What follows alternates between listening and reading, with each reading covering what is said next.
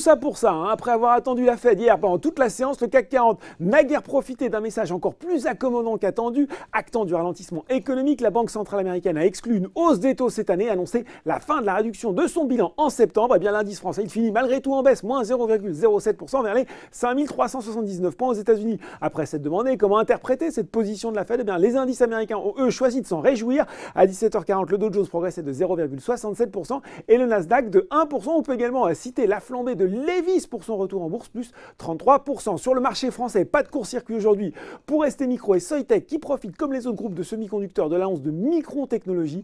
Le groupe américain a publié des résultats supérieurs aux attentes et prédit un redressement du marché des mémoires. Une bonne nouvelle, Ubisoft continue sur sa lancée. Ça va bien aussi pour Bouygues qui profite notamment d'un coup de pouce de MainFirst. Le bureau d'analyste est passé de neutre à surperformance sur le titre en remontant son objectif de cours de 35 à 37 euros. Enfin, Stalergen s'est envolé de 40% après l'offre d'acquisition de son actionnaire principal Ares Life Science à un prix de 37 euros par action, soit 730 millions d'euros pour le groupe. Côté baisse, on n'y voit plus très clair chez Essilor-Luxottica, sévère repli du spécialiste de l'optique, alors que la fusion entre égaux des deux groupes est en train de tourner à la guerre ouverte entre les dirigeants français et italiens, chacun accusant l'autre de vouloir prendre le pouvoir sur le CAC 40. Ça déprime aussi pour les banques après l'annonce de la Fed.